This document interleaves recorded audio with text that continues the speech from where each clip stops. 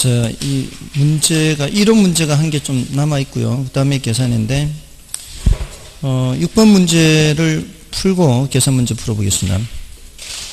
부동산 포트폴리오에 관한 설명으로 옳은 것은 1번 두 자산으로 포트폴리오를 구성할 경우 포트폴리오에 포함된 개별 자산의 수익률 간 상관계수가 0인 경우에는 분산 투자 효과가 없다. 분산 효과가 없는 것은 1인 경우죠. 0인 경우에는 효과가 있습니다. 상당히 높습니다. 다음에 2번의 무차별 곡선은 평균 분산 기준에 의해 동일한 위험에서 최고의 기대 수익률을 나타내는 포트폴리오를 선택하여 연결한 선이다. 지금 평균 분산 기준에 의해서 동일한 위험에서 최고의 기대 수익률을 나타내는 포트폴리오를 선택하여 연결한 것은 효율적 전선이죠. 무차별 곡선이 아니에요. 무차별 곡선은 차이가 없다 이런 의미죠. 만족도의 차이가 없는 그 투자자마다 다른 그것을 말하는 겁니다. 효율적 전선은 여러분한테 제시되는 것과 저한테 제시되는 것이 같을까요? 다를까요? 효율적 전선. 아니 그렇게 소심하게 얘기를 해요. 근데 소심하게 얘기하는데 다 들렸어요. 효율적 전선은 여러분한테 제시되는 것과 저한테 제시되는 것이 같아요. 같습니다. 왜냐하면 효율적 전선은 동일한 위험하에서 기대 수익률이 가장 높은 것을 선택했다 그랬잖아요. 기대 수익률은 객관적이에요? 주관적이에요? 객관적이죠. 그 소리는 여러분들이 예금, 부동산, 주식에 3대 4로 투자하는 거하고 제가 예금, 부동산, 주식에 3대 4로 투자하는 거하고 수익률이 어떻게 나오겠어요? 수익률이 똑같게 나오겠죠. 여러분이 그렇게 하나 제가 제 재산을 3대 4로 섞어서 투자하나 여러분이 여러분 재산을 3대 4로 섞어서 투자하나 결과는 똑같겠죠. 뭔지 아시겠죠? 이렇게 포트폴리오를 구성하든 저렇게 포트폴리오를 구성하든 그거는 누가 구성하든 결과는 똑같아요. 근데 그거를 누구는 3대 4로 섞는 걸 별로 안 좋아할 뿐이고 누구는 좋아하고 이렇게 사람마다 좋아하고 안 좋아하고는 차이가 있겠죠. 그렇게 하는 거를 좋아하고 난 그렇게 안 할래 뭐 이렇게 할 수는 있지만 그렇게 한다면 결과적으로 나타나는 수익률은 똑같이 나타나겠죠. 뭔지 아시겠죠? 효율적 전선은 그걸 나타내는 거예요. 그걸 좋아하는지 좋아하지 않는지는 묻지 않고 일단 이렇게도 섞어보고 저렇게도 섞어봤을 때 동일한 위험하에서 수익률이 제일 높은 것이 나오는 것들을 선택해서 연결한 게 효율적 전선. 그러니까 효율적 전선은 객관적이다 주관적이다. 그건 객관적 효율적 전선은. 근데 무차별 곡선은 사람마다 다르다는 거죠. 자 됐고요. 그래서 2번 틀렸고요. 위험 회피형 투자자 중에서 공격적인 투자자는 보수적인 투자자에 비해 위험이 높더라도 기대 수익률이 높은 투자안을 선호하는 거죠. 맞고요. 그 다음에 분산 투자를 통해 비체계적 위험뿐만 아니라 체계적 위험도 상쇄시킬 수 있다? 아니죠. 체계적 위험 상쇄시킬 수 없죠. 그래서 4번 틀렸고요. 그다음에 부동산 상품을 지역별로 분산하여 투자할 수 있으나 지역별로 분산하여 투자할 수 있으나 유형별로 분산하여 투자하기는 곤란하다. 가능하죠. 양쪽 다 가능합니다. 그래서 옳은 것은 3번이었나요? 예, 3번. 7번과 8번 계산 문제 이 두 가지 형태로 모두 다 출제가 됩니다. 우리 시험에. 7번과 8번의 차이가 뭘까요? 7번은 확률이 반반이죠. 8번은 확률이 40% 60%. 이게 더 시간이 걸리거든요. 40% 60%가. 반반은 간단하죠. 반반인 경우에는 한가운데 값을 평균으로 잡아서 계산하면 돼요. 근데 8번을 풀 수 있다면은 7번은 당연히 풀 수가 있겠죠. 자, 8번을 한번 풀어보겠습니다. 자, 이게 30%, 40%고요. 포트폴리오 기대 수익률인데, 이게 6%, 4%, 여기가 8%, 4%, 10%, 2%. 확률이 각각 0.4, 0.6이에요. 자, 요거 계산하는데 시간이 얼마나 걸리는지 한번 보시고요. 여러분들이 이런 문제가 나왔을 때 여기에 특징이 뭔가 하면 풀면 확실한 거예요. 이거는 계산 실수만 안 하면 확실한 거고요. 이런 문제는 세모가 있을 수도 있고 이제 모르는 게 있을 수도 있잖아요. 그래서 지금 시간 좀 재보세요. 누가 시간 푸는데 시간이 얼마나 걸리는지. 이렇게 문제가 나왔다고 치고 스타트 불러주세요. 비중이 바뀌었어요. 8번 문제. 8번 문제 풀면 7번 문제를 풀 수 있으니까요.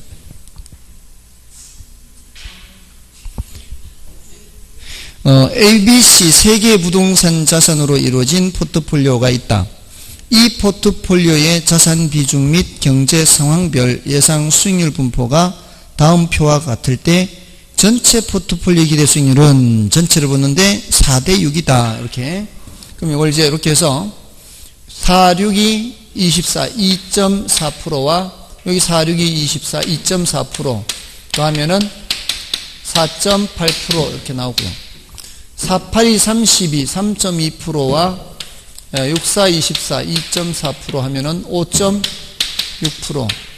여기 4%, 여기 1.2%죠. 4%, 1.2%니까 5.2%. 자, 이렇게 해서 요거를 0.3, 0.3, 0.4로 바꾸어서 0.3 곱하기 4.8 하면은 3, 8이 24, 3, 40이 1.44. 여기 0.3 여기 하면은 3, 6이 18, 3, 5, 16, 1, 6, 8이죠. 그 다음에 요거 0.4 곱하기 5.2 하면은 4, 2, 8, 4, 5, 20, 2, 0, 8, 16, 20, 0, 2 올라가고 6, 12, 1 올라가고 5.2 몇 초? 1분 1분 21초. 자, 그러면은 생각해 보세요. 제가 문제까지 다 읽었죠. 다 읽고 한 거예요. 근데 이제 이런 구조의 문제는 맨 끝에 질문만 봐도 이게 문제는 파악할 수 있거든요. 이런 형태의 문제는. 자, 그러면은 그리고 계산기를 사용하니까 조금 더 빠르겠죠. 저보다는. 계산기가 아무래도 빠르지 않겠습니까? 제가 더 빠른 거예요, 지금? 두드리는 속도보다? 그러니까 확실한 거란 말이에요. 확실한 거. 확실한 거는 차라리 그냥 불확실한 이론 문제보다는 나을 수도 있다는 거죠. 자, 그러니까 어려운 거를 빨리 패스하는 훈련이 필요한데 어려운 거는 빨리 패스하되 확실한 계산 문제는 풀으란 얘기예요. 그러면은 60점 넘는 게 그렇게 어렵지 않아요. 자, 아무튼 그렇고요. 자, 이제 넘어가셔서 9번은 여러분이 보시고 10번 보겠습니다. 포트폴리오 이론에 대한 설명으로 틀린 것은 1번의 효율적 전선은 객관적인 예상치를 나타내는 곡선으로서 이게 나오고 있죠, 지금. 효율적 전선은 객관적인 예상치를 나타내는 곡선이에요. 그 위쪽의 영역은 달성될 수 없는 영역입니다. 포트폴리오를 구성하는 자산의 수가 많을수록 비체계적 위험이 감소되는 이유는 포트폴리오를 구성하는 각 자산의 수익률의 변동이 동일한 모습을 보이지 않기 때문에요. 서로 다른 모습을 보이기 때문에요. 변동 양상이 서로 다르기 때문에. 다음에 3번은 투자 수익률은 같은데 위험이 낮은 경우와 위험은 같은데 수익률이 높은 경우에는 평균 분산 지배 원리를 적용하여 의사결정을 할 수 있다. 수익률은 같은데 위험이 낮아요. 그러면 위험이 낮은 거 하면 되잖아요. 위험은 같은데 수익률이 높아요. 그럼 수익률이 높은 것을 할 수 있잖아요. 그러면 평균 분산 지배 원리를 적용하여 의사결정할 수가 있는 거 아닌가요? 그 다음에 투자자의 최적 포트폴리오는 효율적 전선과 투자자의 무차별 곡선이 접하는 점에서 결정된다. 맞죠? 접하는 점. 그 다음에 포트폴리오 구성 자산들의 수익률 분포가 완전한 음의 상관관계에 있어요.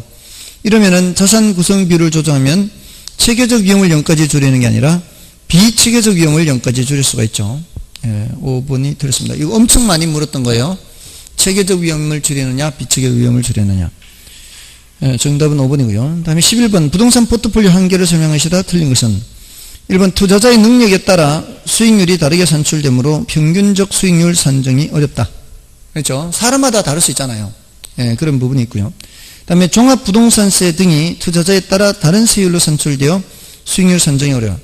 이게 종부세가 어떤 사람은 대상이 되기도 하고 어떤 사람은 대상이 안 되기도 할 수 있죠. 대상이 되더라도 종부세 세율이 다 똑같나요? 종부세 세율도 또 다르죠. 구간마다 다르잖아요. 누구를 기준으로 하느냐에 따라 수익률이 달라지죠. 또 주식 투자에 비해 부동산 투자는 장기 투자로서 정기적인 시장 포트폴리오 수익률을 계량화하기가 곤란해요.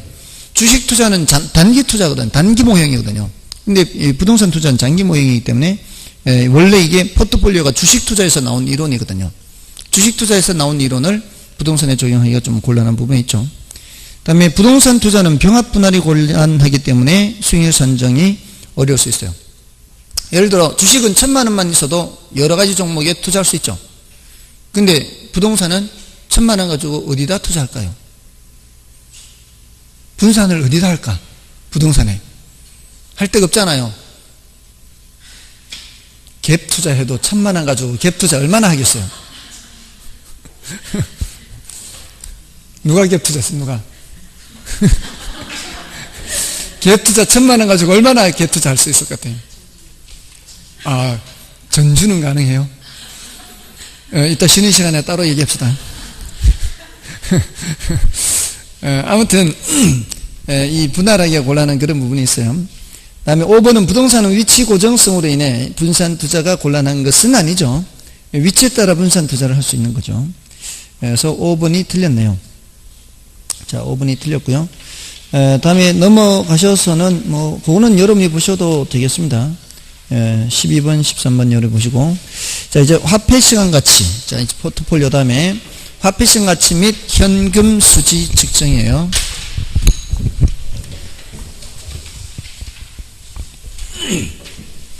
자, 이 화폐 시간 가치에서는 지금 현재 1억이 1년 뒤에 1억과 같은 가치가 아니라는 거죠.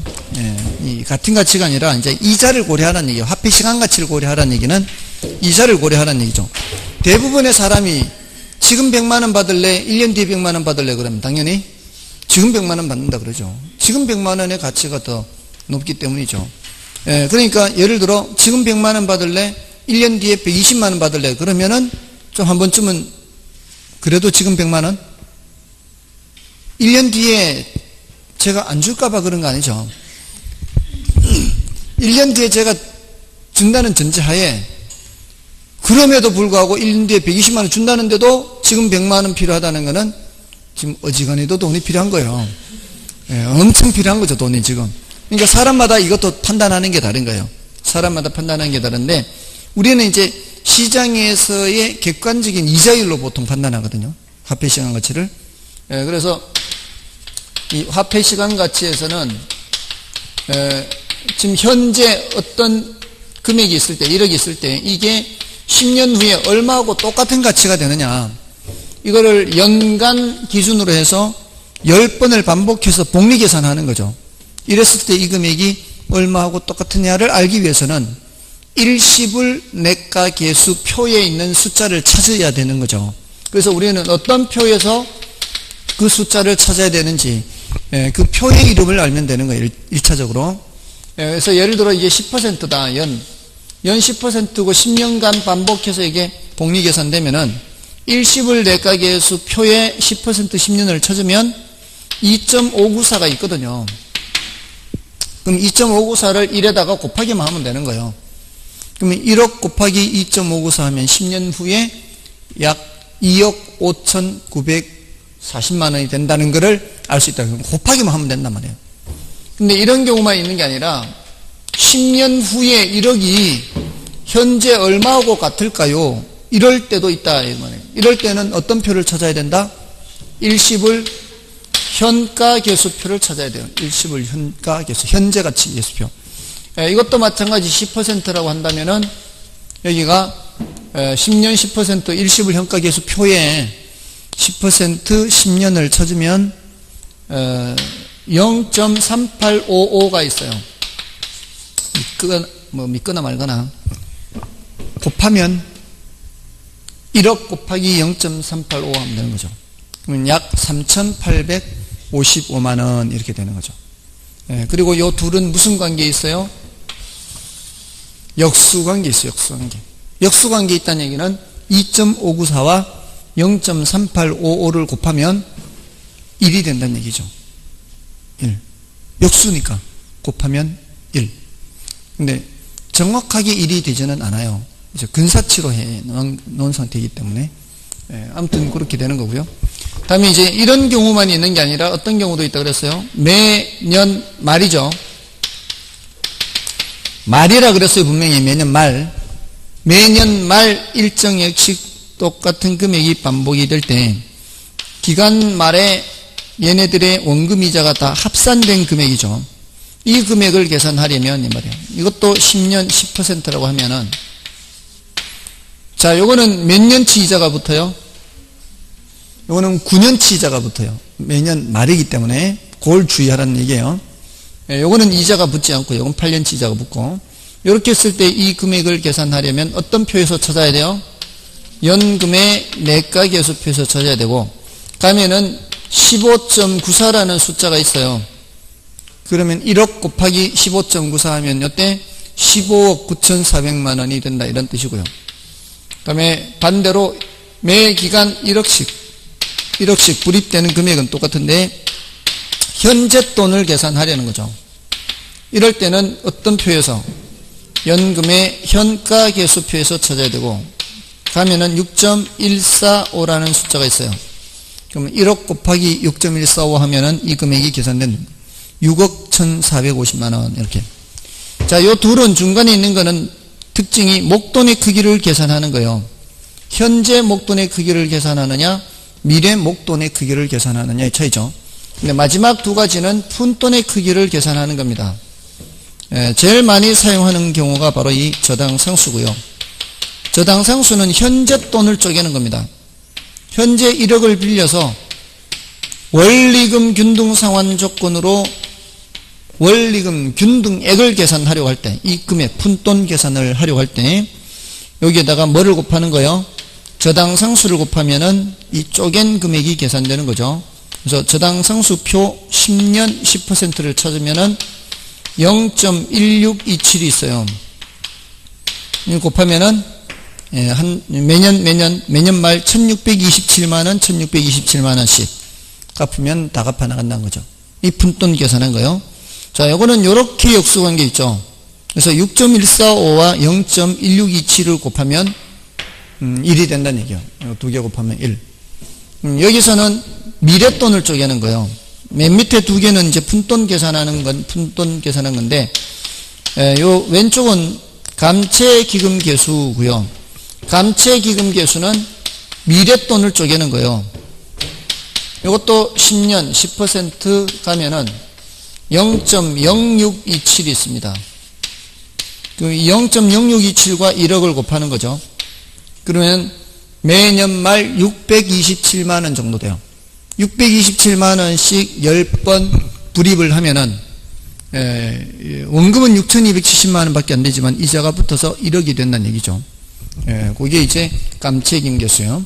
얘도 요거하고 역수관계 있죠. 그래서 15.94와 0.0627을 곱하면 약 1이 되는 겁니다. 역수관계. 그래서 역수관계도 함께 알아두시고요. 언제 어떤 걸 이용을 하는지를 체크를 해야죠. 한 번인지 여러 번인지를 일단 구별해야 돼요. 한 번이면은 일시불 현가 또는 일시불 내가로 가고요. 여러 번이면 밑에 넷 중에 하나인데 목돈의 크기를 계산해야 되면은 연금이 들어가야 되고요. 푼돈을 계산해야 되면은 감채임계수나 저당상수 이렇게 해서 현재 돈을 쪼개면 저당상수, 미래 돈을 쪼개면은 감채기금계수 이렇게. 거기 이제 원리금 균등상환의 잔금 비율 공식 정도 기억하시고요. 이거는 전체 기간의 분해, 전체 기간의 연금 현가계수 분해, 남은 기간의 연금 현가계수를 이용해서 계산할 수 있어요. 그래서 연금 현가계수를 이용해서 잔금 비율을 계산할 수 있다. 이거죠. 자, 1번부터 보겠습니다. 다음은 현재가치와 미래가치에 대한 설명이다. 옳은 것으로 묶인 것은 어느 것인가? 기억에 미래가치를 계산하는 공식은 일시불 넷과 연금 넷과 저당 상수가 아니고 감채용 계수고요. 왼쪽이죠. 왼쪽이 미래가치 계수, 오른쪽이 현재가치 계수. 그 다음에 니은에 그래서 기억이 틀렸어요. 기억이 틀렸으니까 1번, 2번은 답이 될 수가 없고요. 니은의 일시불의 현가계수는 할인율이 R일 때 N년 후에 이러니 했어요. N년 후에 이러니 하면은 여기다 1을 갖다 놔야죠. N년 후에 이러니 현재 얼마의 가치가 있는가? 현재 묻잖아요. 이게 이건 뭐예요? 일시불의 현가계수 맞죠? 니은은 들어가야 돼요. 니은이 들어가야 되기 때문에 답은 4번, 5번 중에 있을 것이고요. 4번, 5번에 리을이 공통으로 있죠. 리을. 그러면 디귿에서 결정난다는 얘기죠. 맞죠? 그게 디귿 감치김 계수의 역수는 연금의 현가계수이고 저당상수의 역수는 연금의 내가 틀렸죠? 디귿이 틀렸네요. 맞죠? 그래서 정답은 4번으로 자동으로 가겠네. 그죠? 4번으로 자동. 그래서 4번에 니은, 리을, 미음인데 리을을 보면은 일단 리을 N년 후에 1원을 만들기 위해 했어요. N년 후에 1원을 만들기 위해. 그럼 N년 후에 1원을 갖다 놔야 되잖아요. N년 후에 1원을 갖다 놓고 질문하는 거는 뭐요? 매년 불입해야 할 액수잖아요. 불입해야 할 액수를 묻고 있잖아요. 뭘 묻고 있는 거예요? 푼돈 묻고 있는 거죠. 그럼 미래돈을 기준으로 쪼갠 돈을 묻는 거예요. 그럼 뭐예요? 감채기금계수 맞죠? 그 다음에 미음, 연금의 현가계수는 미상환 저당 잔금 계산 시 사용되고요. 됐죠? 그 다음에 이제 2번 문제는 뭐예요? 2번 문제는 연금의 내가계수 10년 10%가 15.94, 연금의 현가계수 10% 10년이 6.14일 때 일시금으로 5천만 원을 받는 것과 연금으로 10년 동안 매년 말 1,000만 원을 받는 것 중 어느 것이 더 유리한가? 단 현재 시점으로 환산할 것. 자, 여러분 같으면 지금 5천만 원 받는 거 하고 1,000만 원씩 1,000만 원씩 10번 받는 거 하고 매년 말 어떤 게 더 좋을 것 같아요? 1,000만 원씩 10번 받는 게 더 나아 보이지 않나요? 이것도 지금 5천만 원이 더 좋다 그러면 돈이 어지간히 필요하다 이 말이죠. 돈 필요한 사람은 이때 가면 내가 줄 거 없을 수도 있는데 지금 당장 5천이 필요한 거지. 돈 필요하면 돈이 급한 사람은. 저는 월 10%로 돈 빌린 사람도 봤어요. 월 10%. 월 10%로 돈을 1,000만 원 빌린 사람 봤어요. 월 10%. 그것도 선이자 떼고. 자기 그랜저 담보 맡기고. 자기, 그렇죠. 급하니까. 급하면 이게 더 좋다, 이 말이죠. 미래가 필요했어요. 지금 엄부도나게 생겼어요. 지금 엄부도나게 생겼는데, 막아야죠, 일단. 막아야 되니까, 이 그랜저 담보로 맡기고, 900만 원 빌리고, 한 달 뒤에 1,000만 원 주기로 하고. 그렇게 한다니까요. 사업하는 사람들 그렇게 해요. 아무튼, 우리는 이제, 요거 이제 화폐 시장가치 따지니까 현재 가치로 이렇게 환산을 해야 되잖아요. 요걸 요렇게 바꿔야 되잖아요. 바꿔야 비교를 할 거 아니에요. 요때 요거는 목돈 계산하는 거예요. 푼돈 계산하는 거예요. 목돈 계산하는 거잖아요. 그렇게 계산하면 돼요. 생각 일시불은 아니잖아요. 매년 말 1,000만 원이니까. 연금의 무슨 계수? 연금의 현가계수. 연금의 현가계수 몇죠? 6.14. 1,000만 원 곱하기 6.14 하는 거 아니에요. 그러면 6,140만 원. 그럼 얘는 5천만 원. 얼마 더 유리해요? 1,140만 원 더 유리하죠. 자, 그렇게 하면 되는 거예요. 3번은 여러분이 봐주시고요. 자, 4번, 5번을 보겠습니다. 자, 4번에 A는 부동산 자금을 마련하기 위하여 2001년 1월 1일 현재 2년 동안 매년 연말 5천원씩, 자, 2년 동안 매년 연말 5천원씩이라고 그랬어요. 2년 동안 하면은 벌써 칸을 몇 칸 그려야 돼요? 칸을 두 칸 그래요. 두 칸. 한 칸, 두 칸. 2년이니까 여기 5천, 여기 5천 이렇게 써야죠. 써놓고 보는 거 써놓고. 자, 이랬을 때 이 투자 상품의 이자율이 연 10%라면 이 상품의 현재 가치를 묻고 있죠. 현재 가치. 현재 가치. 이걸 묻는 거예요, 이거. 그러면 이게 똑같은 게 두 번 나왔으면은 연금이에요, 연금. 일시불이 아니에요. 똑같은 게 두 번 나왔으니까. 연금의 무슨 개수? 현가 개수. 몇 년짜리? 2년짜리 표현인데 이런 경우는 직접 계산해야 돼요. 직접. 자, 요거는 이렇게 오면은 왼쪽으로 한 칸 오죠. 그러면 한 번 나누기 하는 거예요. 할인 한 번. 요거는 이쪽으로 오면 왼쪽으로 몇 칸 오는 거예요? 두 칸 오면은 나누기 두 번 하는 거예요. 뭐 5천 나누기 1 플러스 0.1 더하기 할인율이 10%라고 했으니까 1 플러스 0.1로 나누기 한 번 나누기 하면 요거 이렇게 되는 거예요. 두 번째 거는 1.1에 제곱해서 두 번 나누기. 계산하면 된다 이 말이죠. 약 얼마 나오나요? 8678 나오나요? 약 8678 나오는데 10원 단위 이하는 절사하니까 8600 이렇게 되는 거죠. 계산기 두드려. 이거 나누기 두 번 하느냐 나누기 한 번 하느냐 이 차이에요. 한 번 나누기 두 번 나누기. 그럼 됐고 그래서 8600 5번이 정답이고요. 그 다음에 15번은 뭘 묻고 있어요? 묻는 게 뭐예요? 묻는 게 잔금 비율을 묻고 있잖아요. 잔금 비율을 묻고 있으면 잔금 비율은 조금 전에 뭐예요? 전체 기간의 연금 현가 계수분의 남은 기간의 연금 현가 계수잖아요. 전체 기간의 연금 현가, 전체 기간이 지금 얼마예요? 15년이잖아요. 15년의 연금 현가 계수는 93이죠. 5년 후 융자 잔고 계산이에요. 5년 후면 몇 년 남은 거예요? 그렇죠? 10년 76이라 해야 돼요. 그러면은 76 나누기 93 해야 되겠죠? 맞나요? 분모의 93, 분자의 76. 자, 다음 이제 6번부터는 이제 현금 수지 측정이죠. 자, 이 현금 수지 측정과 관련된 이제 또 이런 정리를 좀 하자면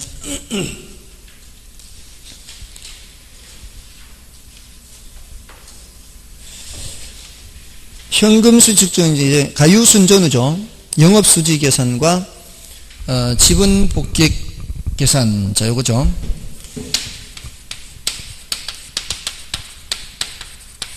요거는 이제 소득이득 관련이죠.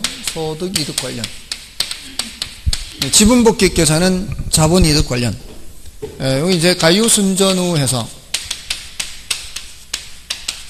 요 가능총 소득이죠. 여기 이제 공실 및 불량부채 충당금을 빼고 기타 소득을 더하죠.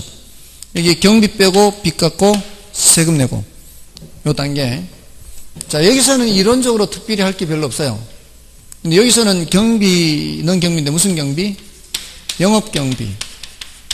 여기서는 빚 갚고 세금 내고, 빚은 빚인데 부채 서비스액으로 표현하고, 이 세금은 세금인데 무슨 세금? 영업소득세. 자, 이렇게 해서 자, 여기 이제 정리해야 될 게 영업경비에 포함되는 항목과 포함되지 않는 항목, 요거 정리해야 되죠. 재산세 포함되죠. 재산세 포함되죠. 영업소득세는 포함되지 않지만 이 영업소득세 아닌 다른 종류의 세금은 들어간다고 봐야 돼요. 예를 들어 뭐 도시계획세라든가 무슨 부담금 뭐 이런 거 있으면은 그 건물에 대해서 부과되는 게 있으면은 그런 것들은 내야 돼요. 이거는 이제 소득이 발생해야 내는 거니까 그거 외의 거는 다 비용이라고 봐야 되는 거죠. 그다음에 이제 포함되지 않는 것으로는 위에 있어서 포함 안 되는 게 있고요. 아래에 있어서 포함 안 되는 게 있고, 맞죠? 이거는 기본적으로 포함 안 되는 거예요, 경비에. 그 다음에 추가로 뭘 기억하라고요? 감가소개요, 감가소개. 감가상각비, 자본적 지출, 소유자급여, 그 다음에 개인적인 업무비, 이렇게. 감가소개, 이렇게.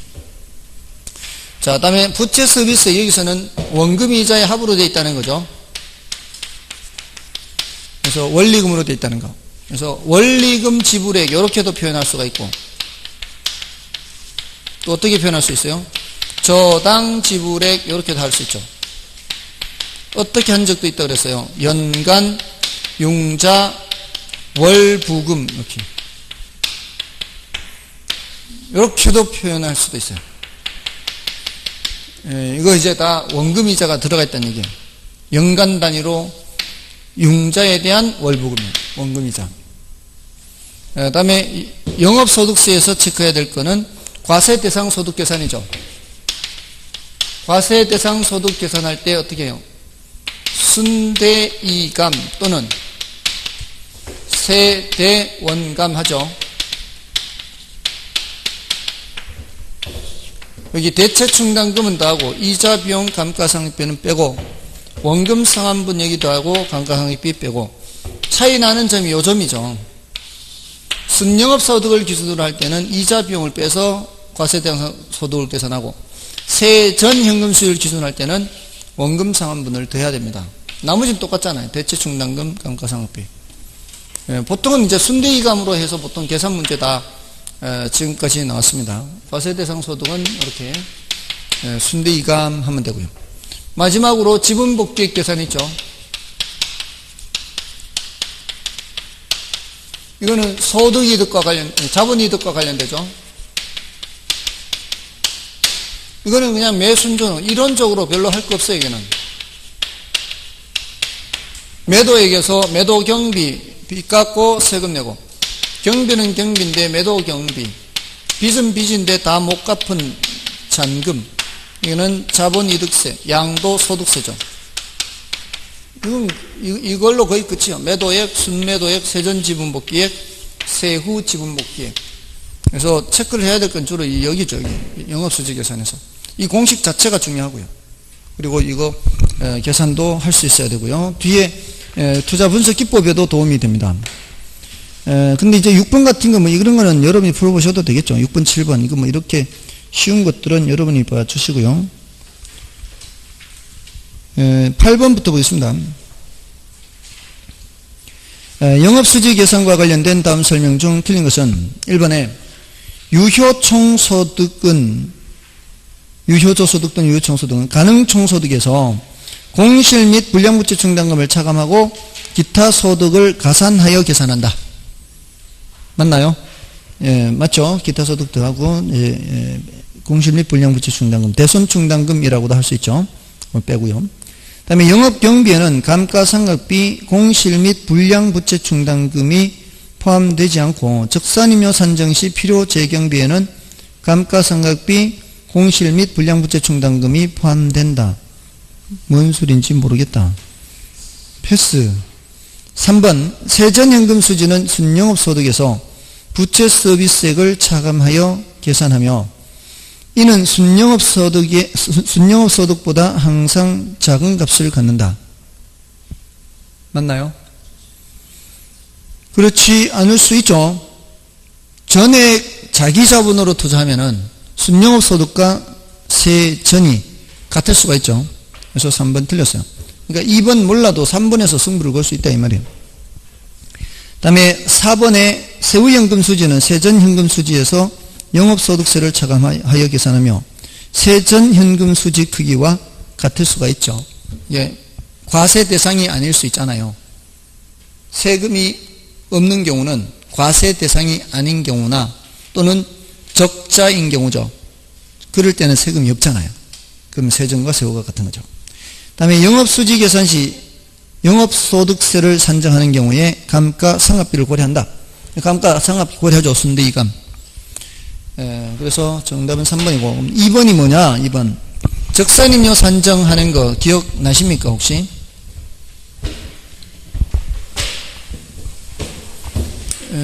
제가 지금 이렇게 말씀드린 건 일종의 직업병이라고 생각하세요. 별로 대답을 기대하지 않으면서 습관적으로 질문하는 것은 직업병이다 이렇게 생각하세요.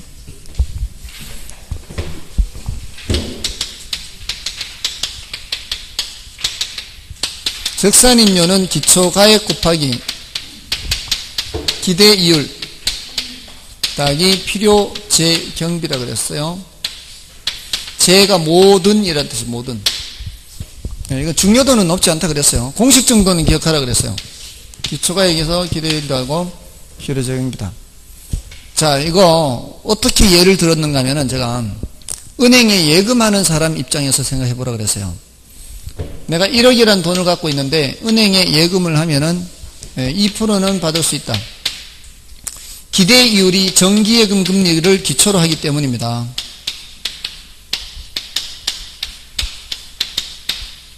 정기예금 금리를 기초해요. 그거하고 비교하는 과정에서 계산한 임대료예요. 1억을 가지고 은행에 넣으면 2%를 받을 수 있는데 내가 이 1억으로 은행에 넣지 않고 건물 샀단 말이에요. 자, 그러면 건물 산 거와 은행에 예금한 거하고 비교해서 경비를 임차인들한테 받아내야 돼요.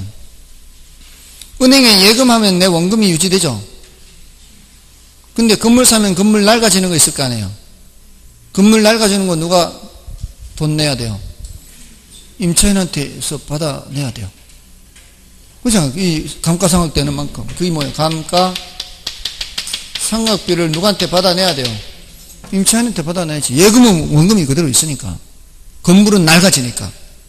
얹어서 받아야지. 그 다음에 예금은 청소해주고 뭐 이런 거 있나요? 예금은 그런 거 없잖아요. 관리를 할 필요 없잖아. 근데 건물은 청소도 해주고 또 방범 서비스도 해줘야 되고 이런 거 해야 될 거 아니에요. 그 유지관리를 해요. 유지관리. 그 유지관리비를 누구한테 받아서 해야 돼요? 임차인한테 받아서 해야 된다고 하지 않았나요? 다음에 건물 갖고 있으면 재산세 나오잖아요. 예금은 재산세 있어요? 없잖아요. 그 재산세 누가 내야 된다고요? 그거는 임차인이 내야 된다고. 건물 있으면 화재보험 들어야 돼요. 화재보험료 누가 내야 될까요? 임차인이 내야 되죠. 이거 다 얹어서 받아야 돼요. 다음에 혹시라도 돈 안 내고 나가는 사람들이 있을 수 있죠. 돈 안 내고 나가는 사람이 있다고 해서 이런 비용이 발생하지 않나요? 이런 비용 발생하죠. 건물은 낡아지고 유지관리비 발생하고 안 내고 나갈 경우를 대비해서 미리 받아놔야죠. 그래서 보증금이 있는 거 아니에요. 보증금이 그래서 있잖아요. 보증금이 있으면은 결손준비금은 따로 생각 안 해도 돼요. 이 결손준비금 때문에 보증금 받아 놓는 거예요. 또 임차인이 오늘 나가서 오늘 바로 들어오면은 괜찮은데 한 보름간 방이 비어 있을 동안에는 임대료가 들어와야 안 들어와요? 임대료 안 들어온다고 이런 비용 발생 안 하는 거 아니잖아요. 그러니까 어떻게 해야 돼요? 지금 들어와 살고 있는 사람한테 얹어 받아야지. 공실 손실에 대한 것도 미리 얹어 받아야 돼요. 마지막으로 내가 이거 운영하느라고 통장에 잔액을 늘 유지를 해야 돼요. 그래야 지출을 하니까. 통장에 어느 정도의 잔액을 유지를 해야 된다고. 그래야 무슨 뭐 이런 비용 발생할 때 돈을 줄 거 아니에요. 내가 예금을 했더라면 통장에 이자도 발생하지 않는 통장에 이런 돈을 마련해 놓을 필요가 있어요, 없어요? 없잖아요. 만약 예금했다면 이 돈도 함께 예금할 수 있었죠. 그 돈에 대한 이자 누가 줘야 돼요? 임차인이 내야 된다 이 말이에요. 정상 운전자금이다 그래요. 운전자금에 대한 이자는 누가 줘야 된다? 운전자금 이자는 임차인이. 이거 다 필요재경비에 들어가는 거예요. 근데 영업경비는 이런 거 안 들어가잖아요. 이런 거 안 들어가잖아요. 영업경비 이런 거 안 들어간다고. 근데 적산임료 계산할 때는 필요재경비에는 들어간다 이 말이에요. 됐죠? 한번 그냥 더 들어두는 정도예요. 난이도는 높고 중요도는 낮은 것이니까 이런 거는 이렇게 한번 들어보는 거예요. 됐고요. 넘어가셔서 9번을 보시면은 다음 중 영업수지 계산 과정에서 나타나는 영업경비 항목들로 바르게 연결한 것은 했어요. 기억에 재산세 들어가요? 안 들어가요? 영업경비 항목에 들어가죠. 소멸성 보험료 이게 뭐예요? 비소멸성 보험료는?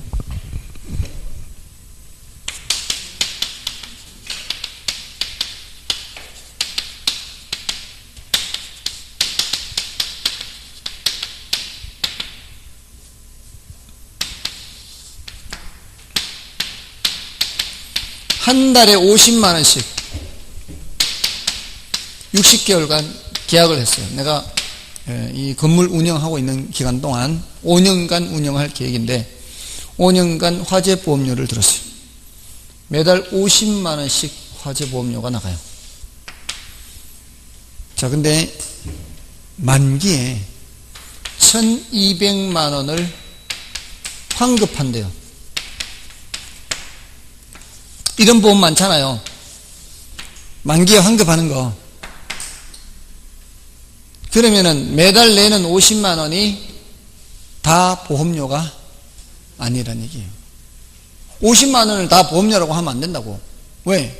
60개월 뒤에 1200만 원을 돌려받으니까 얼마를 까야 돼요? 얼마를 까요? 1200을 다 까요? 매달해서 60개월로 나누면은 20만 원씩 까. 그러면 안 되고 화폐 시간 가치를 고려해야지. 또 화폐 시간 가치를 고려해서 60개월로 나눠야죠. 이때 뭘 이용해야 될까요?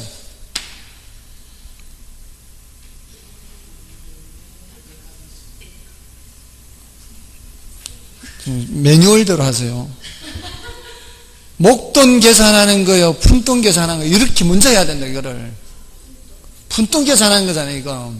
푼돈 계산하는데 연금이 들어갈 수는 없죠. 언제 돈을 쪼개는 거요? 미래 돈을 쪼개는 거잖아요. 이렇게 들어가라고. 감천계수라고. 이렇게 해야 안 틀린다고요. 부지불식간에 물어도 그렇게 매뉴얼대로 해야 안 틀려요. 왜냐하면 그 부지불식간에라는 얘기가 상황이 다르거든요. 그 상황이 다르기 때문에 적금 불 때 써먹는다, 뭐 할 때 이렇게 외워가지고는 한계가 있어요. 그래서 매뉴얼 따라 하라는 거예요. 목돈이냐, 푼돈이냐. 항상. 일시불이냐, 아니냐. 제일 먼저 물어야 되는 게 일시불이냐, 아니냐. 일시불은 아니잖아요, 지금. 나누어야 되는 게 60개로 나눠야 되니까. 일시불이 아니면은 그 다음은 목돈이냐, 푼돈이냐 가야 돼. 이거는 푼돈 계산하는 거예요. 미래돈, 푼돈이에요. 현재돈, 푼돈은 저당상수. 됐나요? 이러면은 20만 원보다 적은 금액 나옵니다. 왜냐하면 할인이 돼야 되니까. 20만 원보다 적은 금액이 되는데, 예를 들어 17만 원이라고 치고요. 그럼 매달 17만 원씩 돌려받는 셈이에요. 매달 17만 원씩 돌려받으면은 50만 원이 다 보험료가 아니고 33만 원만 보험료가 되는 거예요. 33만 원이 소멸성이고 17만 원은 비소멸성이라고 해요. 다시 돌아오면 소멸되지 않는 거예요. 그러니까 보험료, 이 영업 경비에 포함시키는 건 뭐만 포함시켜야 돼요? 소멸성 보험료만 포함시켜야 돼요. 비소멸성을 포함시키면 안 돼요. 됐나요? 자, 다음에 공실 및 불량부채 충당금은 이거는 경비 아니고요. 다음에 유지비 포함시켜야 되죠. 영업소득세 포함시키면 안 되고, 부채 서비스에 포함시키면 안 되고, 전기료 관리비 이거는 포함시켜야 되고, 자본적 지출 감가상각비는 포함시키면 안 되죠. 감자에 해당하는, 감자 소개니까. 됐나요? 자, 그래서 그거는 됐고요. 다음에 11번은 말이에요. 질문을 잘 봐야 돼요. 우리 시험에서 문제를 물을 때 유효총 소득을 계산하기 위해 필요한 항목은 이렇게 물어요. 유효총 소득을 계산하기 위해 필요한 항목은 하면 이 위에 걸 찾아야 되거든요. 이 위에 거를. 그럼 순영업 소득을 계산하기 위해 필요한 항목은 하면은 이 위에 걸 찾아야 돼요. 세전현금 수지를 계산하기 위해 필요한 항목은 이 위에 게 필요하죠. 근데 여기는 뭘 묻고 있어요? 영업수지를 산정하는 항목에 포함되지 않는 것은 했잖아요. 영업수지는 이 전체가 영업수지 계산 아니에요. 이 전체가 영업수지 계산이니까 여기에 있는 걸 찾으면 안 되는 거죠. 여기에 없는 걸 찾아야 돼요. 뭐예요? 1번이죠. 1번 미성환 저당 전금이죠. 요거는 지분복귀 계산할 때 필요한 거예요. 저쪽 동네에 있는 거죠. 저쪽 동네. 매순 전후에 있는 동네. 저쪽 동네. 됐나요? 자, 넘어가셔서 이제 12번은 뭐 여러분이 보셔도 되겠고요. 앞에 이런 문제 봤으니까 13번부터 이제 계산인데 이건 좀 쉬고 하겠습니다.